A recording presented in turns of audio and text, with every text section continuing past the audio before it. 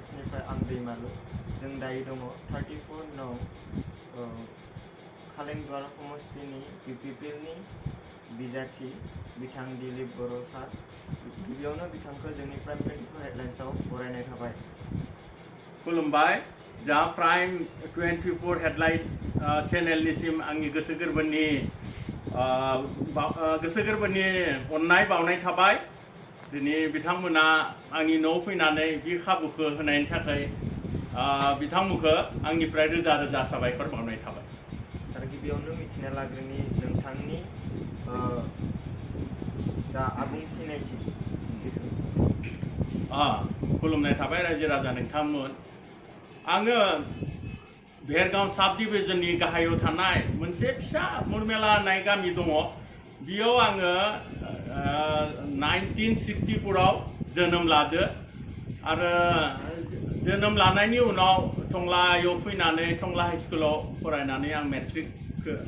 Pass खालामनायनि उनाव आं गुवाहाटी कमार्स कलेजाव थांनानै बिकम डिग्रीखौ लादो। बिकम डिग्री लानायनि उनाव आङो मोनसे हटेल मेनेजमेन्ट होननानै 3 years diploma course Bombay catering कलेजनिफ्राय पास खालामनानै आं बम्बाइयावनो साखरि मावदोंमोन। नाथाय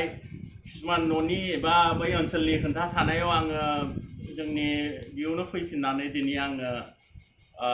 जिबायदि जेनेबा रायजोफोरदो बा जोंहा आं न'खर बेंनानै सोलिगासिनो दङ। दिनै बेबायदिनो आंखौ बे समाज सिबियारि हिसाबै आं खामानि मावनाय बा जोंनि बे ओनसोलाव थानाय गोरिब गुन्द्रानि एसे खामानि मावनायाव जोंनि UPPL राजनितिक हान्जानिफ्राय बे खेबाव खालिंदुवार समस्तियाव बिजाथि हिसाबै बिथांमोना आंखौ बिबान होदो। दिनै बिबान होनायाव आं जोबोद गोजोननाय मोनदों आरो दिनै आं बिथांमोनखौ आंनि गोसो गोरबोनिफ्राय रोजा रोजा साबायखर बावनाय थाबाय। नोंथाङा माब्लानिफ्राय राजखान्थियाव आगान होजेननाय? खुलुमनाय थाबाय रायजो राजा नोंथांमोन। जोंहा जाबायदि BTC सुक्ति जाना थांदोंमोन जोङो जोबोद गोजोननाय मोननानै जोङो बे BPF राजनितिक हान्जाखौनो जोङो गोख्रोङै देरहाहरनानै बे खाबुखौ होदोंमोन। आंथ' बेक्तिगत भाबै बिथांमोनखौ खेबनै टार्म्सआव प्रेक्टिकेलि आं बिथांमोनखौ मदद होनानै देरहाहोदो। नाथाय बिथांमोना जाबायदि खामानि मावनांगौमोन बा जों लुबैनाय बायदि बिथांमोनखौ खामानि मावनाय मोनियाव जोङो उनाव सानना लाबाय जोंबो बिथांमोनखौ जुदि मोजां खामानि मावहोनोबा जोंबो मोनसे अपोजिसन मोनसे दोलो दानांसिगोन ओरै होननानै जोङो UPPL राजनितिक हान्जाखौ जोङो जोंनि गेजेराव जोनोम होनाय जादों। उनाव जोङो थार्ड टाइमाव जों PCDR हिसाबै जोङो बाहागो लादो बे इलेक्सनाव आरो बाहागो लानाय लेखायाव जोङो जोंनिफ्राय 7 जन MCLA मोननो हादो। नाथाय बे खेबाव जोंहा मोनसे जोंनि गेजेराव मोजां गोरोबथाबो जाना थांबाय। बे गोरोबथाखौ खालायदो जोंहा जोंनि बर' फरायसा आफाद आरो NDB बिथांमोना आरो बिखेखय जोंहा प्रमद बर' आरो गोबिन्द बसुमतारी बिथांमोननि दैदेननायाव बे गोजोन गोरोबथाखौ जों मोननो हादो। आरो बे लेखायावनो जोङो दिनै प्रमद बर' बा गोबिन्द बसुमतारी बिथांमोनाबो UPPL दोलोनिफ्रायनो बे खेबाव गोख्रोङै जों बाहागो लादो आरो जों बाहागो लानाय थांखियानो जाहैबाय जोंहा जा जोंनि गेजेराव जा सुक्ति जाबाय बेखौ जोङो आबुं महर होनो हानांगोन। आरो जोंनि बे ओनसोलाव जाबायदि BPF राजनितिक हान्जाया जोंनि ओनसोलनि जौगाहोनायनि थाखाय गोरिब गुन्द्रानि थाखाय जाबायदि खामानि मावनांगौमोन दिनै भारत सरकार बा आरो आसाम सरकारा माने गोबां रां बिथांमोननो होदो। नाथाय बिथांमोना खामानिखौ मावालासिनो जाख्ल'नानै निजेनियाव जेबाव सोनानै लादो आरो दिनै बैखौ नोजोर होनानै आरो जोंहा बै सुक्तिखौ जोङो आबुं महर होनो थाखाय दिनै जों बै बिसायख'थियाव बाहागो लादों आरो रायजोआबो जोंखौ लोब लोब मदद होदो। आरो बेनिखायनो आं मोनसे दिनै जोङो कर'ना भाइरासनि थाखाय जोंहा जाबायदि भारत सरकार बा आसाम सरकारा इलेक्सनखौ फोसावदोंमोन नाथाय सम बायदि जानो हादिया। किन्तु जोंहा खाफाला गाज्रि होनना बुंनांगोन। अबाबो दिनै रायजो राजाया जोंदोनो दङ आरो सोलायनायखौ लुबैदों। मानो होनबा बिथांमोनखौ नायबाय 17 बोसोर रायजोआ खाबु होबाय नाथाय बिथांमोना जेबो खामानि मावनो हादिया बेनिखायनो आं खावलायगोन दिनै नोंथांमोनखौ दिनै कर'ना भाइरासनि थाखाय नोंथांमोना जाबायदि भारत सरकार बा आसाम सरकारा जाबायदि नोंथांमोनखौ गाइडलाइन्स होदो बै गाइडलाइन्सफोरखौ नोंथांमोना मानिना सोलि मानो होनबा जोङो दिनै बे बेरामनिफ्राय बासिना थानांगोन आरो जोङो दिनै थांना थाबासो बे इलेक्सन होनायनि खाबुखौ मोननो हागोन बेनिखायनो रायजो राजा नोंथांमोन जोंहा मोनसे धैर्य थानांगोन आरो जोङो एसे जान्जि खाफ्रायना था आरो सोलायनायखौ नोंथांमोनखौ आं लाबोनो थाखाय खावलायनाय थाबाय मानो होनबा जोङो दिनै मिथिना मोनबाय बे BPF राजनितिक हान्जानि थांखियानो जाहैबाय बिथांमोना राजा बायदि सासन खालायनांगौ आरो बिथांमोनासो गोदोर मानसि जानांगौ राजा बायदि बिथांमोना सामलायनायाव दिनै गोरिब गुन्द्रानि खोथाफोरखौ बिथांमोना बावगारलांजोब्बाय आरो ओनसोल जौगानायनिथ' जेबो बिथांमोना मेन्टेलिटियानो गैया बेनिखायनो रायजो राजा नोंथांमोन बे खेबाव जों गोख्रोङै बाहागो लादो नोंथांमोना जोंखौ हेफाजाब हो आरो नोंथांमोना बे खेबाव नोंथांमोननि बेसेन गोनां भटखौ जोंनि ट्रेक्टरनि सावगारियाव बुनानै जोंखौ रोजा रोजा भटआव देरहानो थाखाय आं खालें-दुवार समस्तिनिफ्राय UPPLनि बिजाथि हिसाबै नोंथांमोनखौ आंनि गुरैयै खावलायनाय थाबाय गोजोन्थों नोंथाङा एबार बिसायख'थियाव देरहाबा मा खामानि मावगोन खुलुमनाय थाबाय रायजो राजा नोंथांमोन जोंहा गिबियावनो जोंहा जा जोंनि गेजेराव जा सुक्ति जाबाय जों बेखौ आबुं महर होनो हानांगोन आरो जोंहा जाबायदि BPF राजनितिक हान्जाया जाबायदि मोनसे मडेल BTC खालायगोन होननानै खोन्था होदोंमोन जोंबो दिनै जोंहा प्रमद बर' बिथाङाबो मोनसे सिमां नुदो मोनसे मडेल BTR माने खुंनो थाखाय दा जों बेखौ आबुं महराव खालायनांगोन आरो जोंहा जोंनि ओनसोलाव जोंनि गेजेराव फरायनाय गथ'फोरा दङ दिनै बेयाव खामानि मोनियाव बिथांमोना दिल्ली मुम्बाइ बा माद्रास बायदियाव थांनानै खामानि मावगासिनो दङ नाथाय दिनै BPF राजनितिक हान्जाया बेफोरखौ नोजोरखौनो होआखै आरो बिथांमोननियाव बेफोर साननायानो गैया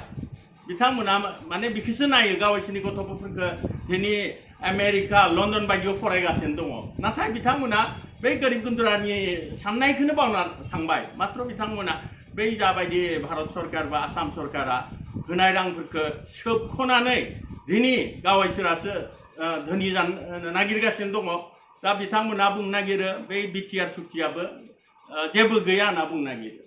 दिनै बुंनाय जाहोनानो बेनो दिनै बिथांमोना रायजोफोरखौ थगायफिननो नागिरदो थगायनानै दिनै आखुर बै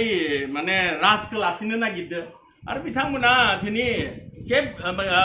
खुगावल'सो बुङो जेबो जाफुंहोनो हाया ओंखायनो रायजो राजा नोंथांमोन जोङो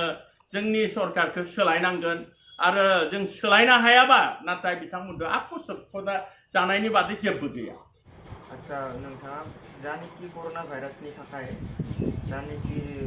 बिसायख'थिया जायासै बिनि थाखाय रुल्सफोरा गभर्नरनि आखायाव थांबाय बिनि सायाव नोंथाङा मा बुङो खुलुमनाय थाबाय रायजो राजा नोंथांमोन दिनै जोंहा जाबायदि बै BTC माबाया मोनसे BTCआ थांनाय एप्रिल दाननि 27 तारिखआव बिथांमोननि टार्म्सआ जोबना थांबाय 28 एप्रिलनिफ्राय जोंहा दिनै भारत सरकारा जोंनि संबिधान आधारै गभर्नर बिथांखौ दिनै सामलायनो थाखाय खाबु होबाय जोङो गनायनांगोन बिथांखौ मानो होनबा जोंहा सरकारानो गैला दाख्लै जाबायदि जोंहा भारत सरकार बा आसाम सरकारा बिखेखै जोंहा इलेक्शन कमिशनार बिथाङा मोनसे जोंनि गेजेराव बे इलेक्शनखौ फाथिनो थाखाय लाहार फाहार लादोंमोन नाथाय बै कर'ना भाइरासनि थाखाय बिथांमोना बिखौ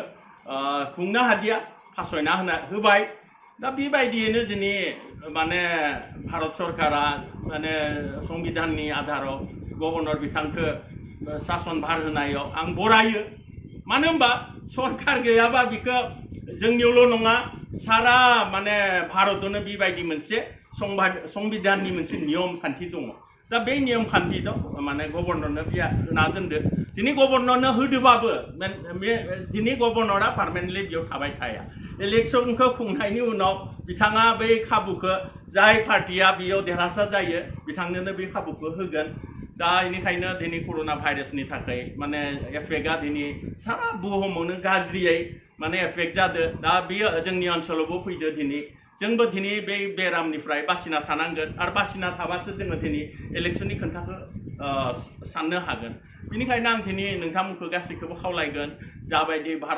भारत सरकारा जा गाइडलाइन्स होदो जाबायदि ससियेल डिस्टेन्सनि खोथा बुंदो बेफोरखौ मानिना सोलियो आरो हायोबा नोंथांमोना न'आवनो थानानै सेफलि थानाया मोजां नङा होमबा